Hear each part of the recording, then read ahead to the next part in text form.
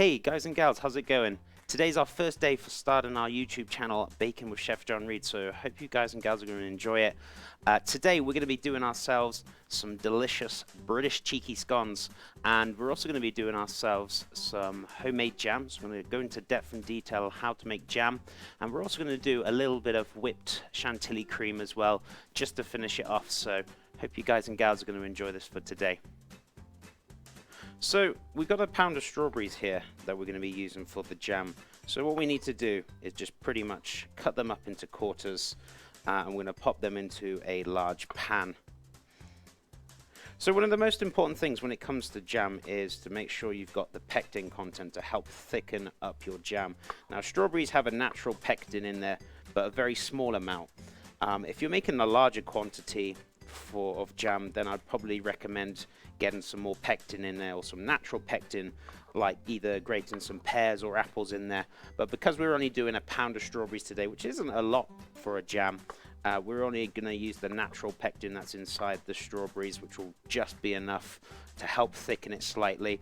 And as I said before, if you want to thicken it even further, then probably using something like a little bit of grated apple or pear, or even quince would help add more pectin to the jam itself, and this will help thicken it up even further if you want a more thicker jam. So what's the best kind of strawberries to use for making jam? So to be honest with you, the best kind of strawberries, the riper the better. For the reason for that is because obviously the higher sugar content, the more riper the strawberries are, the better and the more flavor you're going to get out of it. And obviously this will help thicken it as well when the jam is actually cooking down very nicely. So super important. If you haven't got as ripe strawberries like I have today, that's fine. You'll still make a decent jam, but you'll definitely get more flavor. The riper the better with the strawberries, and almost to a point where they're almost going moldy or very bruised. So pop your strawberries into the pan without losing any on the side, like so. So we want to weigh out about half a cup of sugar, or 104 grams of caster sugar or granulated sugar.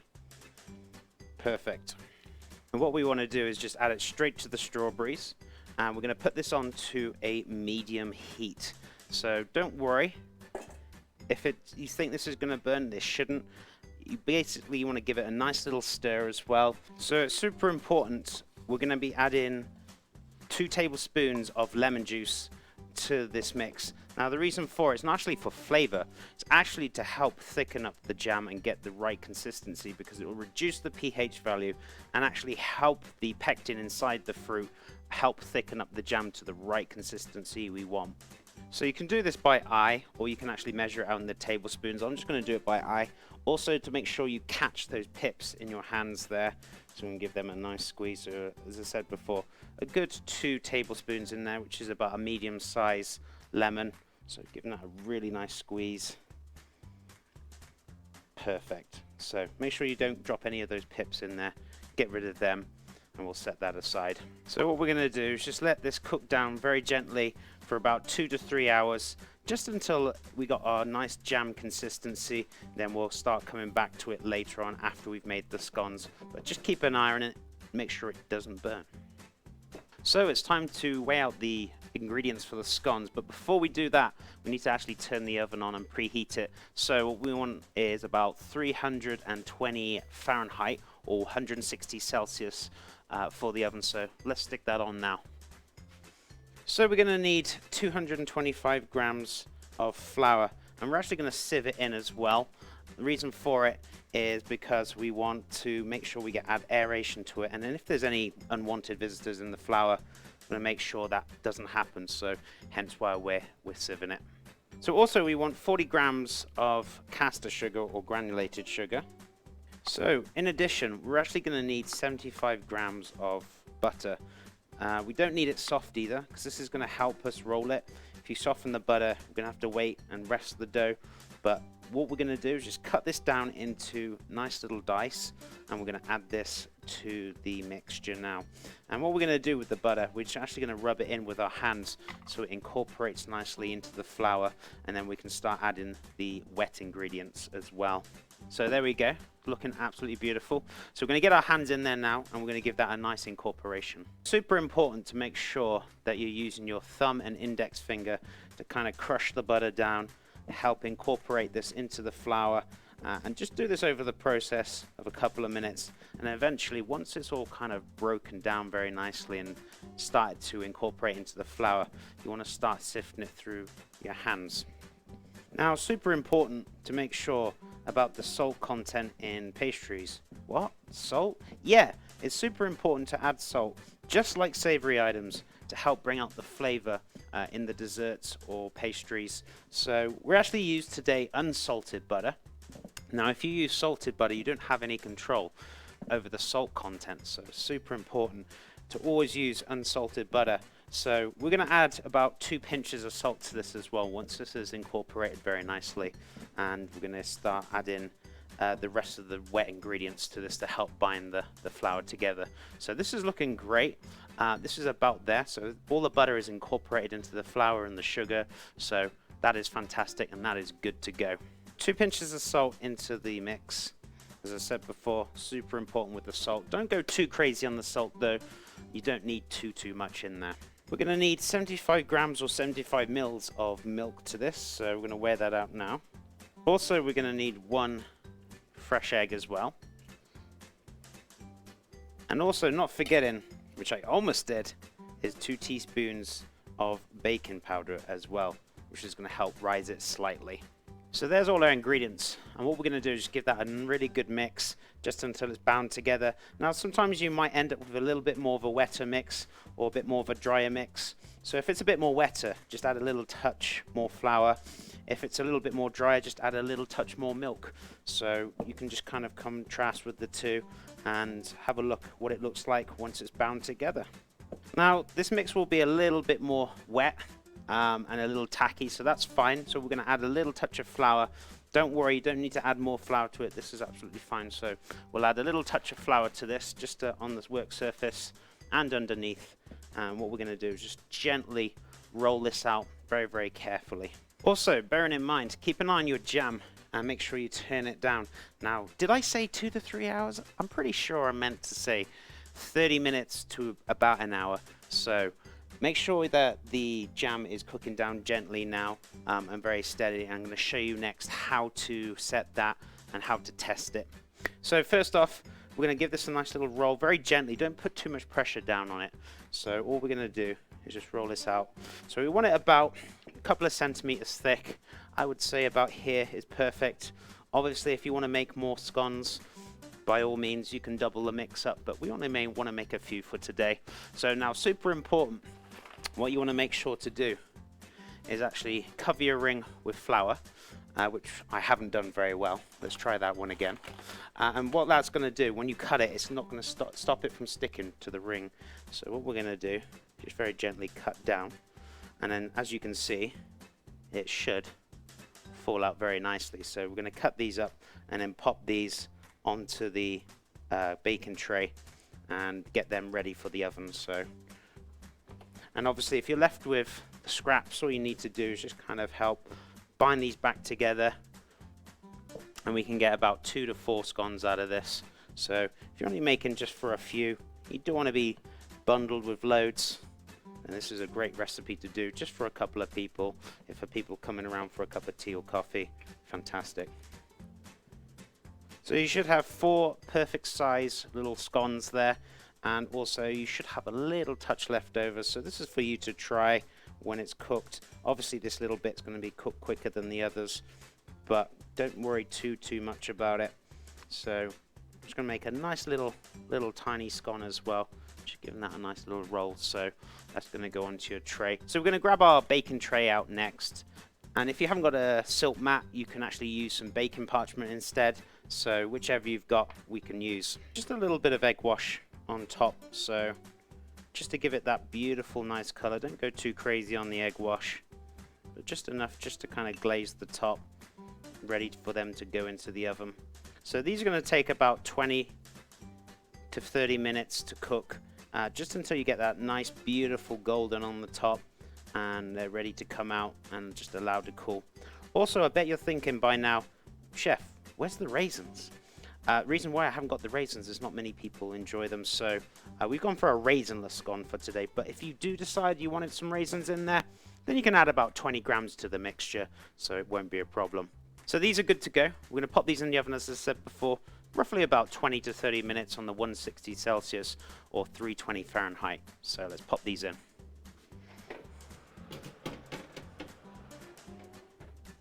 Now let's check on the jam. The jam is looking fantastic. We're going to give this a little bit of a test as well. So what we want to do is just pop a little plate. I'm going to take a little bit out and put it on the plate and then in the freezer, which will help it set. And this will give us an indication how thick the jam will be. Obviously, as I said before, if you're making a small amount of jam like this, you only want to be going for about 30 to 40 minutes. But if you're making triple the portion or a big, large batch, then you're going to be a couple of hours during the course of the day. So just bear in mind, this is only going to take roughly about 40 minutes to kind of cook down. So this is looking like it's almost there, but we're going to do the little test just to make sure this is nicely cooked through and to the right consistency that we want. So what we want to do is just pop a little bit on the plate just to kind of let that cool down. We're going to pop this in the freezer for about 20 to 30 seconds, maybe a minute, just to kind of really cool down, and then we'll have a look at what consistency it's looking like. So you can see that jam consistency is beautiful. Run your finger through it. It's a nice, perfect jam consistency. So this is what we're looking for. So bearing in mind for this jam as well, it'll last you about a week or so in your fridge. Just keep an eye on it. Maybe it lasts a touch bit longer. But if you want to really make sure it lasts a lot longer than that, you can actually can it or obviously jar it. So using the same recipe, you could do the same thing. Obviously increasing the mixture and the quantity, and you can get quite a bit out of it. But other than that, fantastic jam, which will last you a while in your fridge. So enjoy, delicious. And also bearing in mind, when it comes to your ovens and baking, it's super important to make sure that you know your oven. And what do you mean by that, chef? Making sure you know where your hot spots are. Even when the recipe does say 340 or 350 Fahrenheit, making sure that you know how hot you should be, as it sometimes can be higher or lower, and also bearing in mind the altitude as well, that can also change it. So just bear that in mind. And if it goes wrong the first time, at least you know for next time, maybe for you, it might be a little bit higher compared to what I'm doing. So just always bear that in mind when you're doing baking. It's always super important to know your oven. So let's have a look at the delightful scones. These look about ready to me. And look at those beauties. Absolutely fantastic. Really, really nice and golden. Look at them. Nice and soft, going to be in the middle, not raw.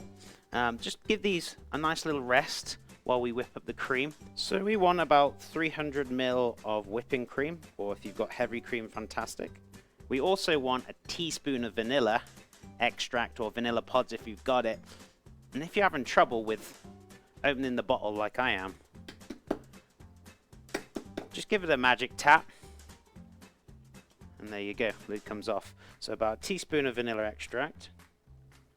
Obviously the best flavor you can get is the vanilla pods, but they can be quite expensive. So if you get your hands on some of those bad boys, fantastic. Do about half a vanilla pod scraped into the chantilly cream. And also we're going to need about 30 grams of ice and sugar, and then we're going to whip this bad boy up. Now if you prefer to do this on the machine in the KitchenAid, if you've got one, please feel free to do so, but because we're making a small amount, let's do a little bit of whisking. So you want to do it like a figure of 8 and just whisk vigorously just until peak. Should take you about roughly 5 minutes. So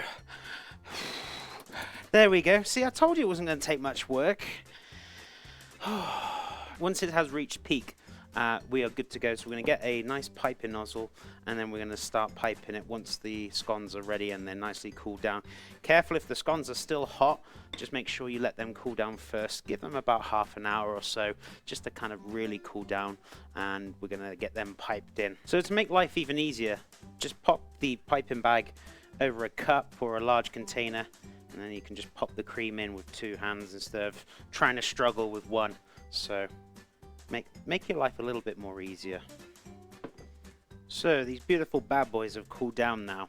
Look at them, absolutely superb scones, crumbly. Oh, making my mouth water already. So let's cut one of these in half. Let's have a look and see how they're looking. So keep your hand flat, super important. Be careful with the knife. Oh my goodness me. Look at them, amigos. Absolutely fantastic. Delicious, nice and crumbly. Just what you want. So we're going to decorate these a little bit, and also going to show you just keeping one plain. So if you want to do something a little bit fancy with them, I'll show you now. So once you cut them in half, just fill all the outside with the cream.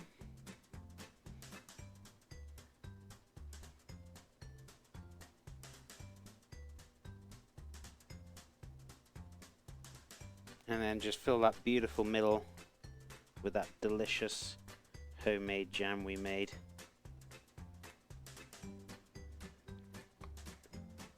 Fantastic. Look at that.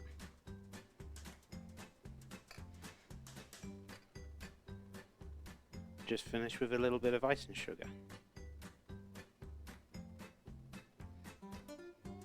And there we go, our amigos. There is our delicious homemade scones, without raisins obviously, with homemade strawberry jam, the chantilly cream.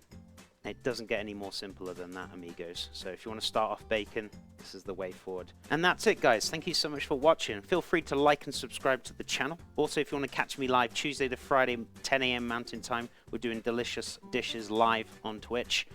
Feel free to check out that and follow me on there. But until next Monday, thanks for watching, and bye for now, amigos.